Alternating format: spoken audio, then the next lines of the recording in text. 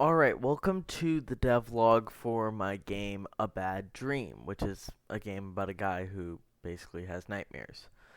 And as you can see here, we got a little blank level going on.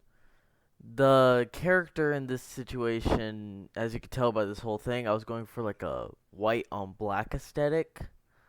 So, instead of full color and all that, and it was just kind of a small fun project. It wasn't much of anything, and as you can see, I also made a health bar really quick. It wasn't too hard. But yeah, it wasn't, much like this wasn't like a big project. It was just a thing I made in like not even 2 days. But yeah, definitely. So, as you can see here, this is the programming for the spike, where as you can see the little collision box on the top, same thing I do for all the spikes. So of course, just to test it out, yep, see, takes out all the health, just like that. Pretty easy stuff, not that hard, anyone could do it. But yeah, and then I believe this is where I show off the, oh wait, never mind, that's not where I show off. Yeah, but as you can see, it does take away the health, obviously, minus 4,000, so it's basically a guaranteed death. And of course, here's the programming for the actual health bar, the health regeneration system, all that good stuff. And then also the death. So this is when I actually programmed the death into it. Now instead, because this, like I said, this was a small project, instead of doing a whole death animation, what I did instead was I basically just created a widget for it. Basically, it's like a death screen. It just says like you died. But yeah, and it wasn't much. Here's the temporary death screen. Um, yes, I don't know what to say about that temporary death screen, but I guess because I can. But of course, that's not what went into the final game. But I don't know. I just thought it was funny to have that in the devlog. But that's not in the final game. In the final game, it just says you died. But yeah.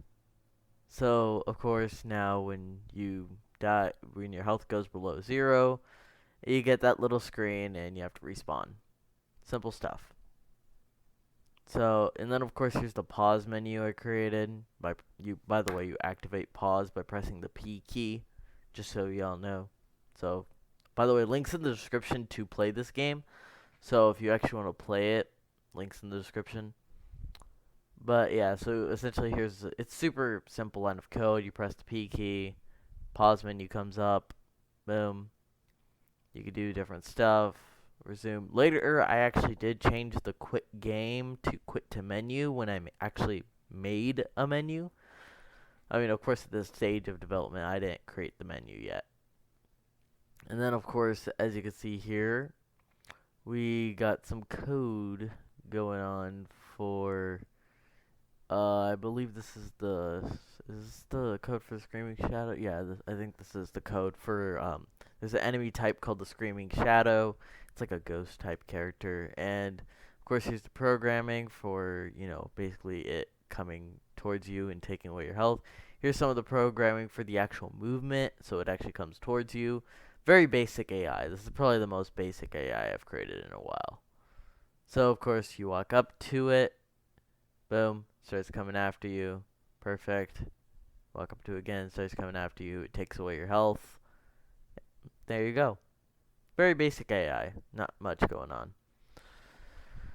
And then, so as you can see, that's the collision sphere. That's how it actually detects where you are. And of course, a little collision box to deal damage. And then this is the descending spider. It has, well, originally it was going to have a smaller collision box, but then I realized because it's going to be higher up, it needs a bigger collision box. So it actually has a bigger collision box than the um, Screaming Shadow. So yeah. Then of course, as you can see, all this, same code. It just does more damage as well. So it is definitely much more intimidating than the Screaming Shadow. Although Screaming Shadows are kind of more like the star attraction of the game. Like Goombas from Mario, they're not the most powerful enemy, but they're the most iconic. Not that this game's gonna be iconic at all. let's be honest, we're gonna get like 5 downloads. But as you can see here, takes more damage, and he just drops from the sky. Literally, the way I did that is I just had a super skinny, invisible platform. You can't even tell it's there. You very rarely would you probably step on it. So yeah, and then he just kind of drops from there. That's literally how it is. No fancy code about like disabling movement or dropping. I mean, I could do that, but I was too lazy to do that, so I didn't do that. And of course, here's the seed for the actual Vanishing Plant, which is this is actually my favorite enemy type in the game. But so as you can see, basically this is the code for the Vanishing Plant, where once you collide with it, it takes damage and it destroys itself. There's also some code, so say it doesn't touch you, because it comes from 3 different directions, so obviously there's a chance it won't touch you. But if it doesn't touch you, after 3 seconds it disappears. And then of course you can see all this nice code here for basically spawning it. And yeah, essentially. And then once I hit play, as you can see, when I walk close to the Vanishing Plant, it shoots its seeds at you. And yeah, funny thing, actually, when I was testing this out, I don't think I got any footage of it, but you can actually hop on the seed. Yeah, that's what I was trying to do right there, but one time I accidentally hopped on the seed and just started riding it, which I thought was really funny.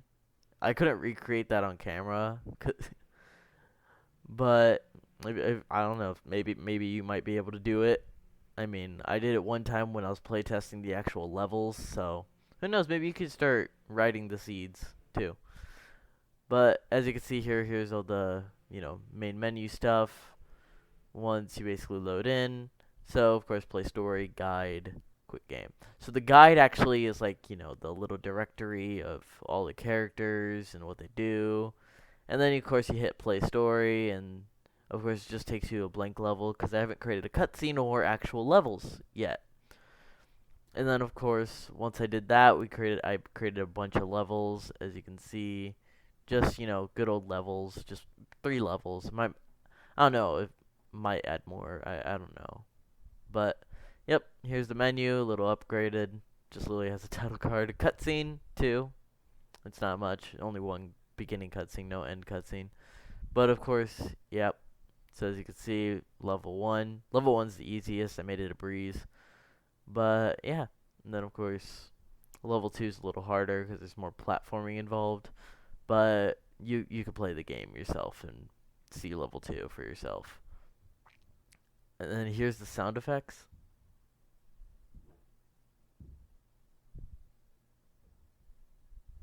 And then, of course, here's the code for the actual sound. So, of course, I essentially just plugged in the play sound, blueprint with just in the middle of whatever code I was doing. So that way, like when you hit the collision sphere, it plays the sound. So, of course, as you can see here, when I walk up to him. And then, of course, same thing with the descending spider and the good old Vanishing Plant. They all play the sound. So yeah. Also, funny thing about that level is that the seed always winds up pushing one of the screaming shadows back, which I always found funny. But yeah. Also, that's the final death screen.